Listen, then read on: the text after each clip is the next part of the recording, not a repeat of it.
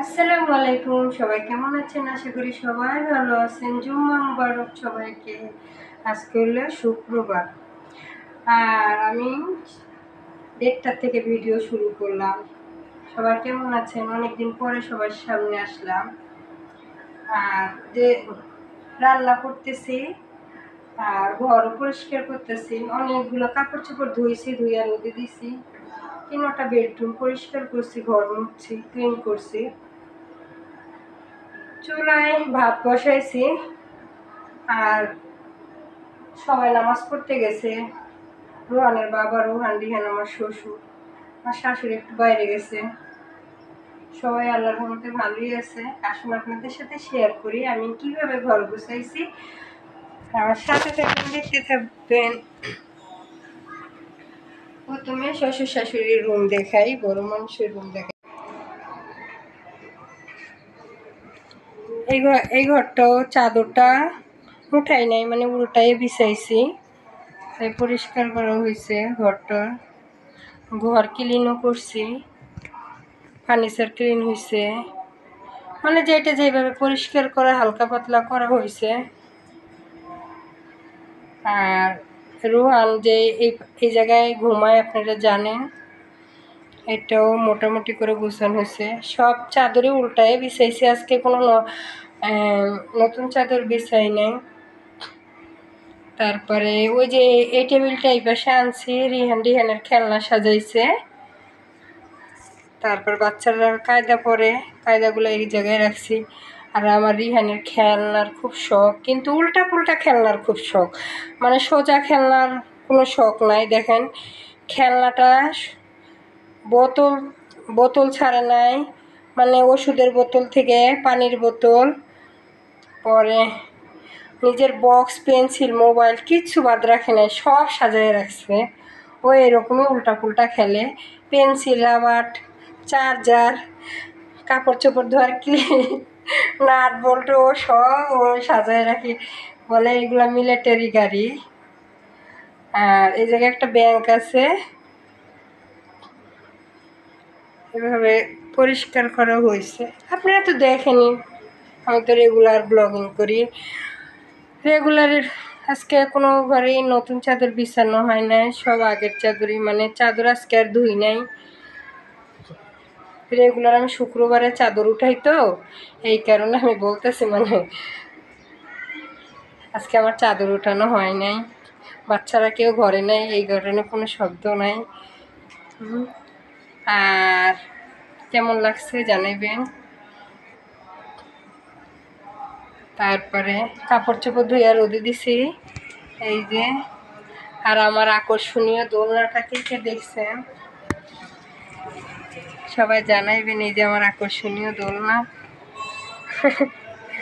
এই যে এই জায়গায় বসে আপনাদের সাথে আসেন শেয়ার। এই যে দুল দুল দুলুনি রাঙা মাথায় চিরুনি। আজকে আমার মন ভালো, আবার মন, আসলে আপনাদের সাথে একটা বাস্তব কাহিনী, বাস্তব কথা শেয়ার করি। কত মানুষের ভালো লাগতেও পারে, কত মানুষের ভালো নাও লাগতে পারে। মেয়ের বাবাদের আল্লাহ যেন সবসময় বড় লোক বানায়, ছেলের বাবাদেরও বানায়, আল্লাহ দোয়া করি। নাই তো মেয়েদের কোনো সম্মান নাই শ্বশুর বাড়িতে। আর আমি মনে করি কি, মেয়েদের কোনো জায়গায় সম্মান নাই, বাবার বাড়িতেও নাই, শ্বশুর বাড়িতেও নাই। আর এটা বললাম কে, মেয়েরা যেন সব বড়লোক বাবার যেমন হয়, মেয়ের বাপ যেন বড়লোক হয়। আমি কথা গুছায় বলতে পারি না, তাও বললাম, তাহলে মেয়ের একটু দাম থাকে শ্বশুর বাড়িতে। নাই তো ঘর মোছার তেনার মতন সবাই ভাবে। তারপরে আমার মেয়ে নাই, আমার 2টা ছেলে। আমি ভাত বসাইছি, ভাত আবার লেটকা বেটকা হয়ে যাবে।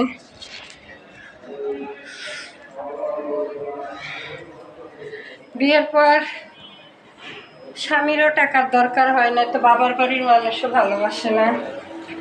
আর আর বাবার বাড়ির মানুষের টাকা পয়সা না থাকলে শ্বশুর বাড়ির মানুষের কাছে কোনো দাম নাই। আমার ভাত হয়ে আসছে, পরে আবার কথা বলবো, সাথে থাকবেন, ফুল ভিডিও দেখবেন। কথা বলতে বলতে আবার আসলাম ভাতটা,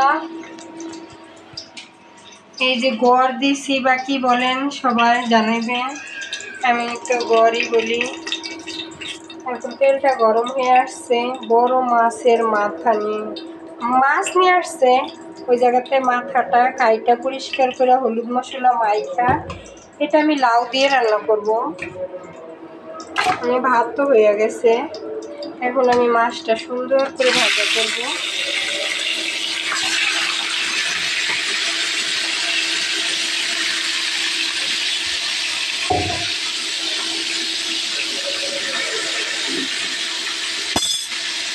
মাছটা ভাজা হতে থাকুক, আবার আসছে। অন্ধকার অন্ধকার লাগতেছে আমার কিচেন রুমটা, কিছু মনে করেন না। লাউ তরকারিটা বসাই দিছি, মরিচ বাইটা দিছি, সব ময় মশলা একসাথে বাইটা এখন কষাইতেছি। এই যে মাছ বাজারে এই জায়গায় রাখছি, আর পরে দেখাবো আপনাদের আমি কি কি রান্না বান্না করছি। রুহান এইমাত্র নামাজ পড়ে আসলো, একটু দুষ্টুমি করতেছে। ওর দাদার মোবাইল নিতে আসছে। বললাম রিহান নাকি নিচে। হ্যাঁ, রুহানরা এক জায়গায় যাইবে বেড়াইতে, রুহানের দাদা। রিহান কোথায় যাবে? রুহান আমাদের জায়গার ওখানে ওর বাবার আমাদের ভবিষ্যতের একটা প্ল্যান আছে বাড়ি করার, ওই জায়গাটাই দেখতে দেখতেছে। নামাজ পড়ে না রুহান, রিহানরে মাইরো না। হ্যাঁ, সবাই জুম্মা মুবারক।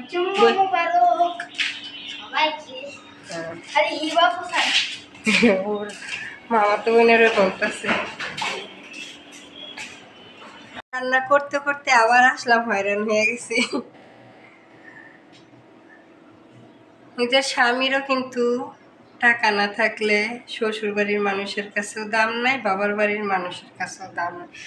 তা যেটা মনে ভাবলাম, সবারই টাকা পয়সা থাকা দরকার, কিন্তু আল্লাহ তো সবাইকে একরকম বানায় নাই।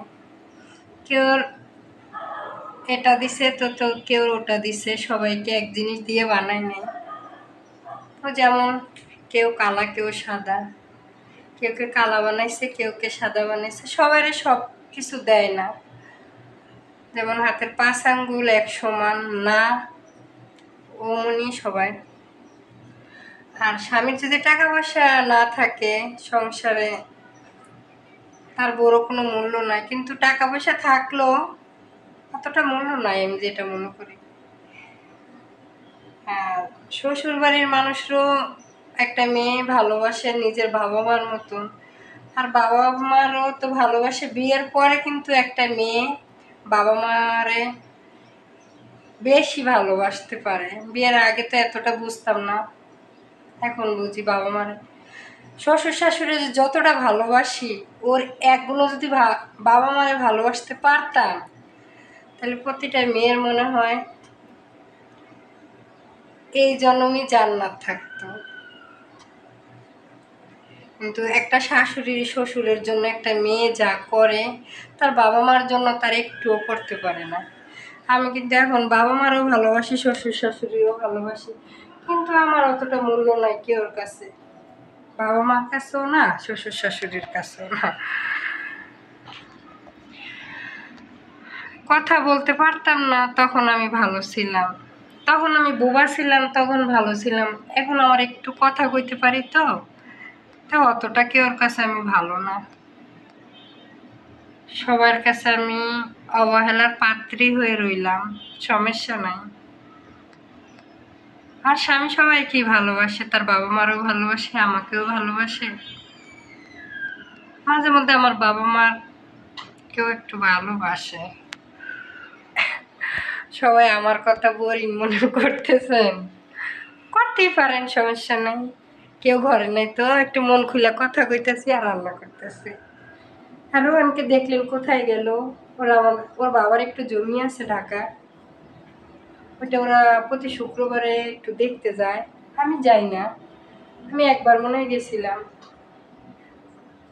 আমার শ্বশুর শাশুড়ি আর আমার 2 ছেলে যাইবে দেখতে। আর আমাকে আজকে কেমন লাগতেছে জানাইবেন। আমি জানি আমাকে সবসময় খারাপ লাগে, কিন্তু আমার কাছে আমাকে অনেক ভালো লাগে। কালোটাই কি হয়েছে, কালো মানুষ কি ভালো লাগতে পারে না? লাগতে পারে। আমার কাছে আমার খুবই ভালো লাগে। আল্লাহ। আবার আসলাম ঝোল দেওয়ার পরে, লাউয়ে না মাছ দেওয়ার পরে ঢাকনা আছে, ঢাকনাটা কই রাখছি। লাউ দিয়ে বড় মাছের মাথা দিয়ে একটু ঝোল ঝোল করে ঘন্ট রান্না করতেছি। হয়ে আসছে তাদের সাথে কথা বলতে বলতে হয়ে আসছে। এখন ধনিয়া পাতা কুচিগুলা সুন্দর করে দিয়ে দিব। আর অনেক সুন্দর বাতাস আইতেছে বাইরের থেকে। আগে আমরা ওই নীল কালারের বিল্ডিংটাতে থাকতাম। কি কালার বলে জানেন? আমি তো নীল কালার বললাম।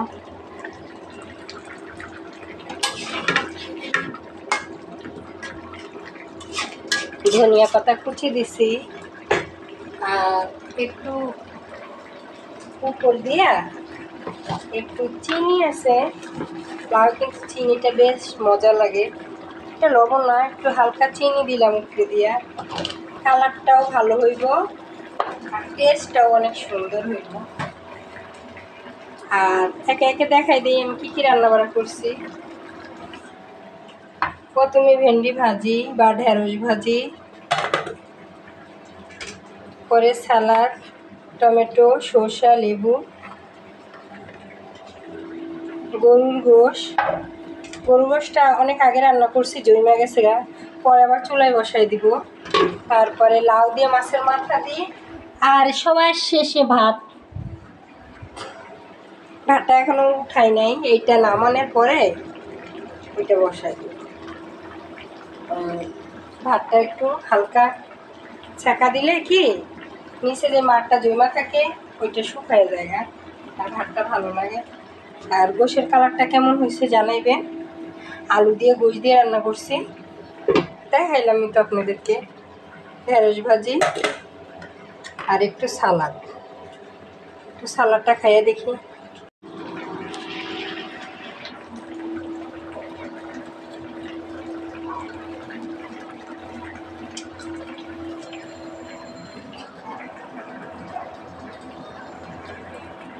চুলাটা বন্ধ করে দিলাম, কিছুক্ষণ ঢাকা দিয়ে ঢাইতে রাখি।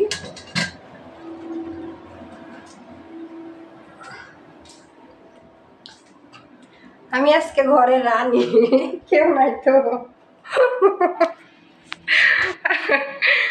আমি আজকে পাগল হয়ে গেছি।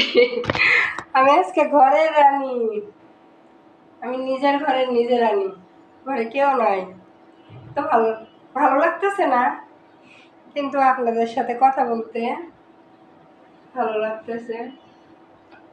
আর কমেন্ট করে বলবেন সবাই কেমন আছেন, আর কে কোথা থেকে আমার ভিডিও দেখতেছেন তাও জানাইবেন, একটা লাইক করবেন আর কমেন্ট করে জানাইবেন কোন জায়গায় আপনাদের আমার ভিডিও খারাপ লাগছে আর কোন জায়গায় আমার ভিডিওটা ভালো লাগছে। আর কিছু শিখার মানে আমাকে যদি কিছু শিখাইতে চান কমেন্টে লিখে দিবেন, তাও পারেন। আমি কিছু শিখতে পছন্দ করি আপনাদের কথা।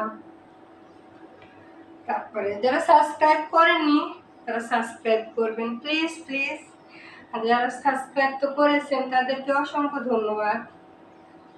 আর কে কোন জায়গা থেকে আমার ভিডিও দেখছেন সবাই কমেন্টে লিখবেন। আবার পরে আসবো, সাথে থাকবেন। অনেকদিন করে পেঁয়াজও বানাইতেছি স্পেশাল আজকে। একটু স্বাদ খাওয়া যায় করবো।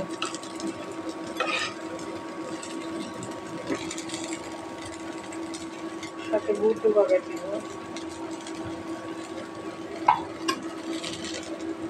দেখতে থাকুন আপনারা।